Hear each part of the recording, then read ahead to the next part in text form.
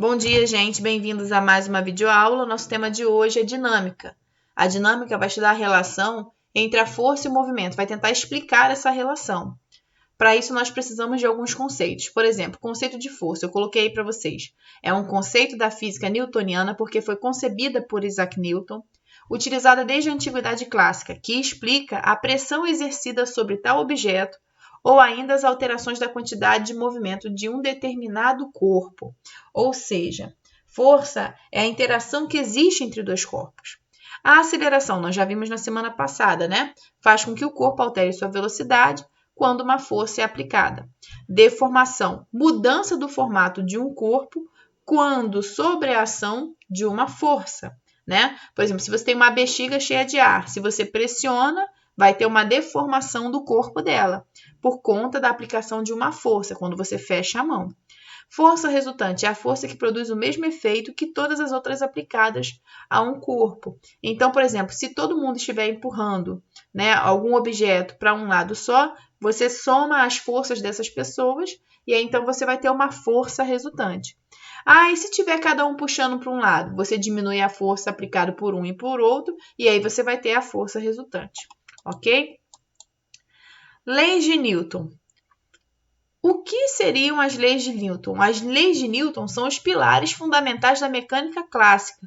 Inclusive, um dos conceitos, que é o conceito de força, foi dado por ele, né?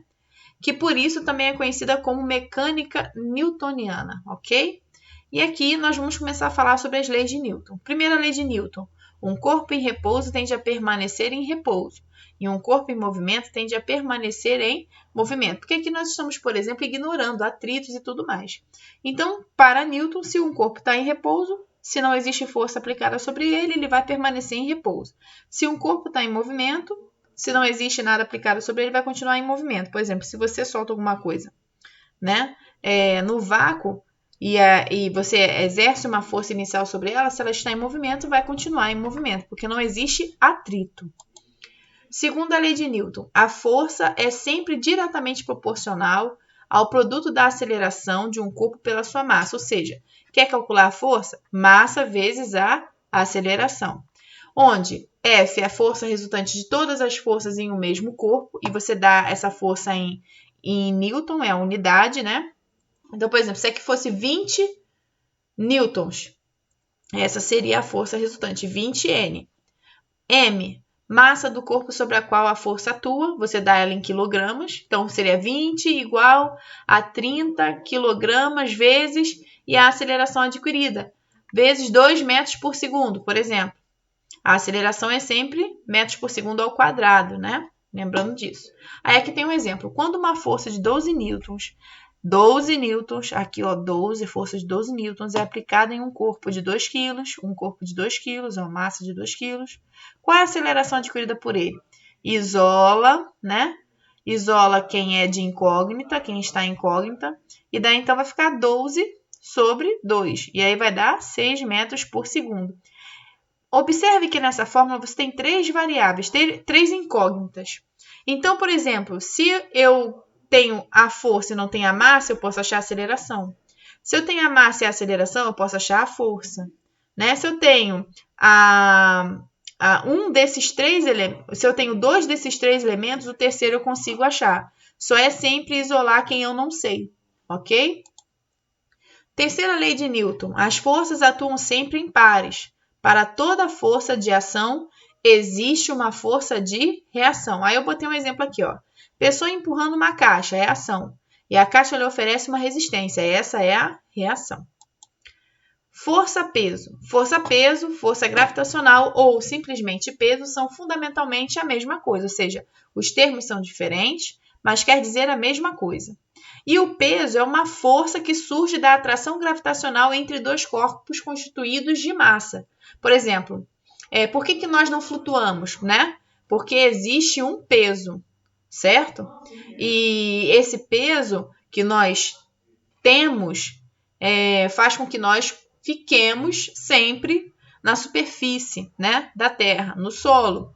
Então, o peso é uma força, né? Isso que mantém a gente com os pés no chão, que surge de onde? Da atração gravitacional. Então, existe a atração gravitacional no nosso planeta. Tudo no nosso planeta é puxado para a parte interna dele, ok? Então, no caso, nós ficamos de pé e não percebemos se estamos numa posição diferente, porque vocês sabem que o nosso planeta é redondo e ele gira. Então, nós ficamos de pé e não percebemos que estamos numa posição diferente disso, de fato, porque a Terra atrai o nosso corpo. Então, existe a atração gravitacional e nós temos o peso, não é? Exemplo. Um objeto de 10 quilos na Terra, onde a gravidade é de aproximadamente 9,8 metros por segundo ao quadrado, terá um peso de 98 newtons, enquanto na Lua, onde a gravidade é de 1,6 metros por segundo ao quadrado. O peso desse corpo seria de apenas 16 newtons. Como é que eu fiz essa conta? Eu peguei o peso, tá vendo? E igualei a massa vezes a gravidade, né?